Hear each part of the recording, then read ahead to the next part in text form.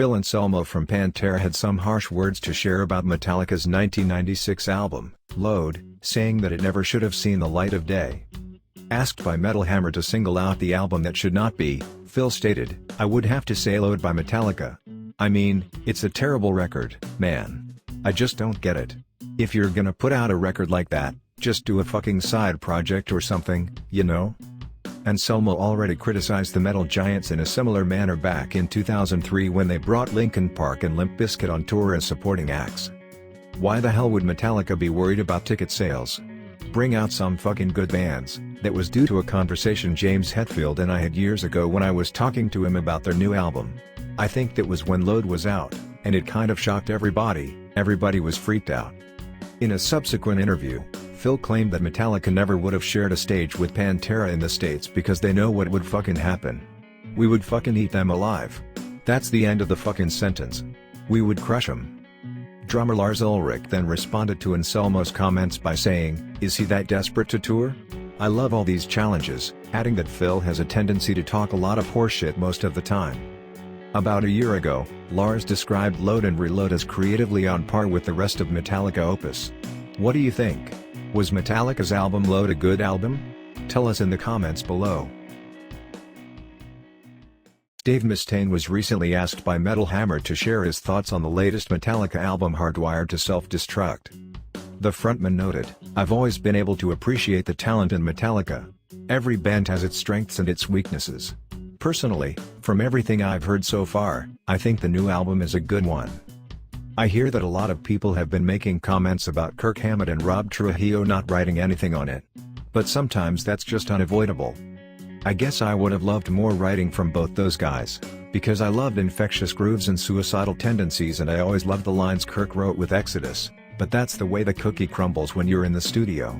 The best songs make the cut. Everyone wants to pick the best things. When it comes down to critiquing production stuff, it's kind of a personal thing. One man's trash is another man's treasure. For example, I know a lot of people really dig Rick Rubin and the way that he produces stuff. While I respect Rick tremendously, I do think that what he does with bands like The Cult really works, and then when he does stuff with metal bands it doesn't necessarily translate in the same way. Hardwired is definitely a different sounding record than, for example, Saint Anger, and it sounds pretty good to me. I know it took him 8 years to make this record, so I'm glad for them that people are digging it. It's a small community, you know?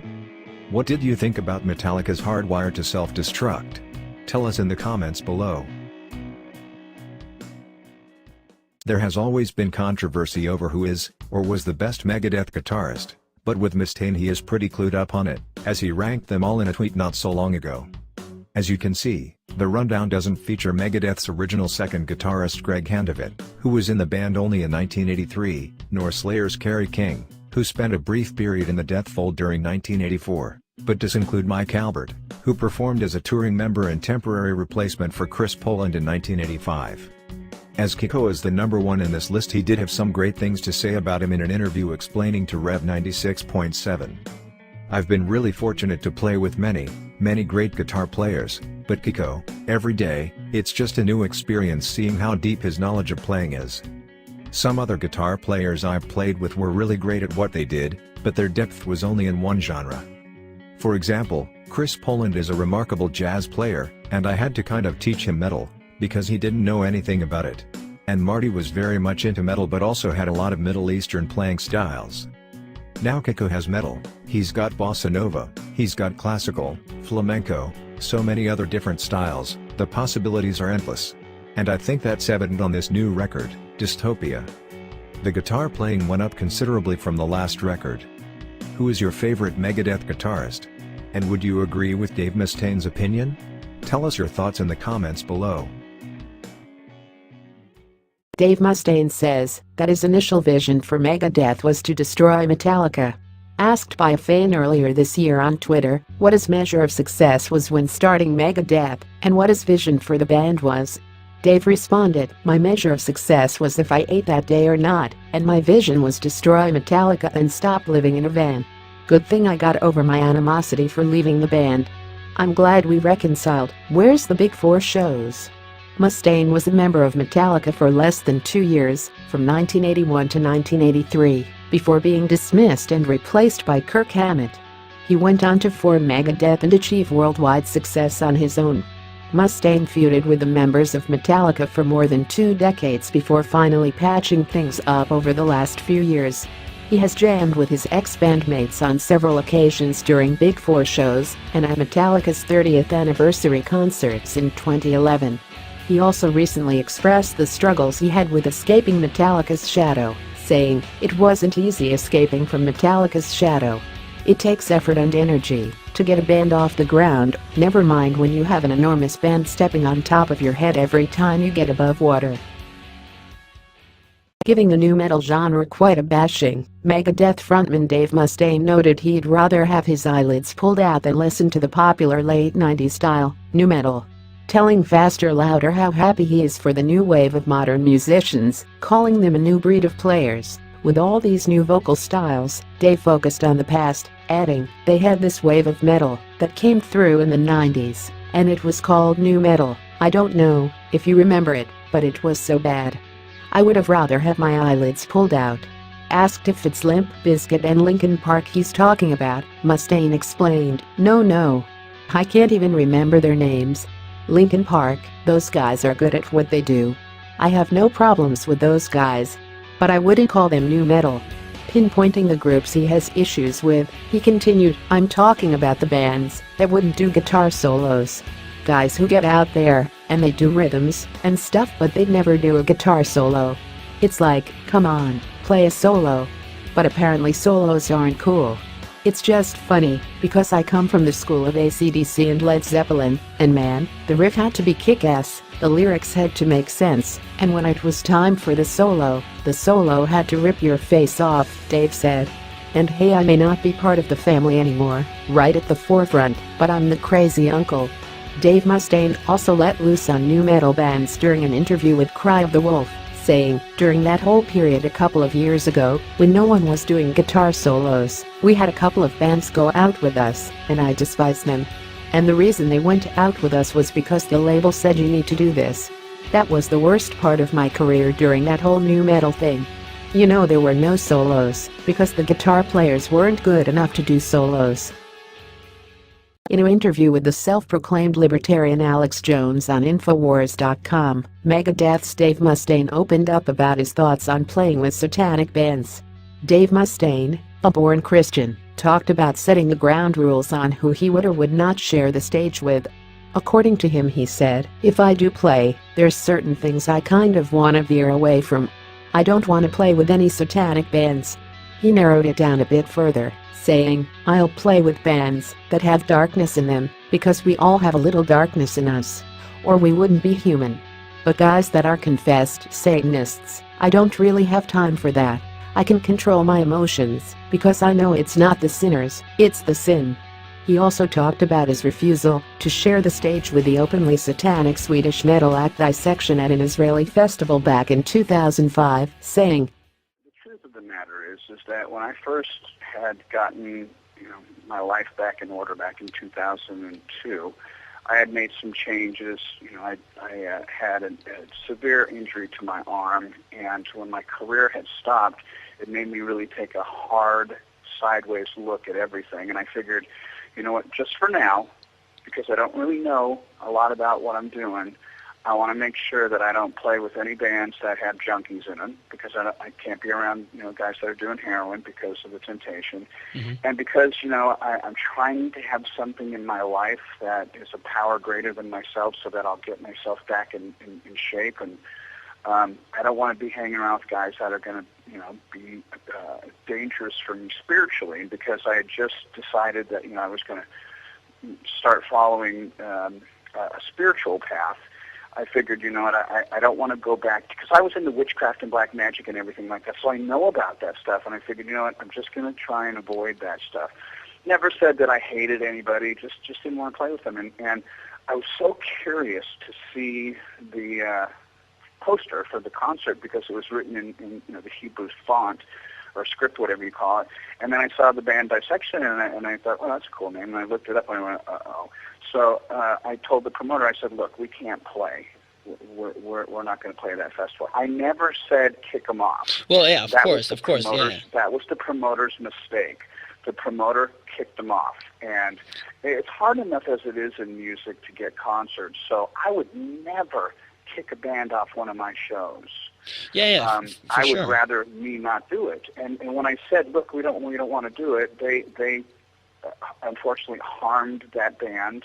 Regardless whether the guy was a convicted murderer, he was a satanic person. You know, we all have a little bit of darkness in us. Now, I've never killed anybody. You know, killed a couple of guitars, but you know, I've never killed anybody. And you know, the sad thing is, at the end of the day, the poor guy had committed suicide. So you know, he was a tortured soul. And I know that for me, the reason that I turned to black magic and witchcraft and stuff like that was I had spiritual abuse and so many things had been done wrong in my life, and there was so much hypocrisy with the people that had said that they were Christians or you know, whatever, Catholic, whatever, the people in my life.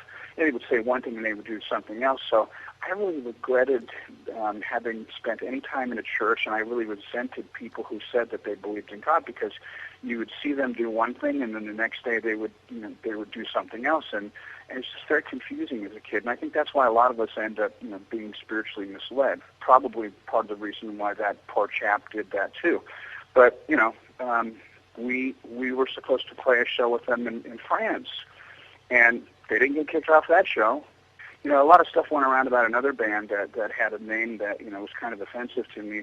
But, you know, that's a personal thing. It has nothing to do with the band, their quality of music. Yeah, but you can expect the producer of a show to cancel Megadeth when it's standing like right opposed to Dissection or Rotting Christ, because like those are little bands and Megadeth is, you know, that's a Megadeth. Huge band. That's Megadeth, you know. So I know, but guys, what you got to understand is my heart for those guys has nothing to do. You know, my decision not to play with them doesn't have anything to do with their value and worth as people, because I'm sure they're probably really great people. Sometimes we name our band stuff to get a reaction out of people, and it's not really who or what we are. And, you know, there are bummers. There are consequences. Naming Megadeth, I can't even tell you how offensive it was. There's a huge radio station in Los Angeles called KLOS. And we had done a song, and after the song was over, they go, and that was a cover of an old Alice Cooper song. Coming up next, they didn't even say our name. Mm-hmm. They wouldn't say Megadeth on the radio. So, it has nothing to do with the person's worth or anything like that, because I believe we're all valuable, and you know, it's just a personal preference that I had at the time. I've learned a lot more now. So, you know, if the opportunity came up to play with bands that were contrary to what my personal, political, spiritual, or any kind of moral values that I have, you know, that's something between me and my relationship with God, and you know, I don't push that on anybody anymore. At the beginning, you know, I didn't know, and I wanted to play it safe. And I think that anybody who would judge me and say, oh, well, you know what, Dave made a huge mistake. He just joined a new club, and he didn't know all the rules, so instead of breaking the rules, he said, fuck you to everybody. That's not me, man. I like to do things right. So I played it safe. I learned a lot about it, and I've opened my mind up to it. Dave Mustaine shared his thoughts on Meshuggah after getting to hear the band a bit more often during ongoing joint tour with Megadeth, telling Cat Rock, "They're really exciting. It's not even because the drumming is so complicated, really it's just 4/4 timing the majority of the time. But the way the songs are, and how unique they are, they take on a characteristic of their own. You could so easily get lost trying to follow. What do they call that? Algebra metal or something like that? All these timings and stuff like that. You know, the stuff I listened to growing up, the new wave of British heavy metal. It was straightforward riffing like AC/DC.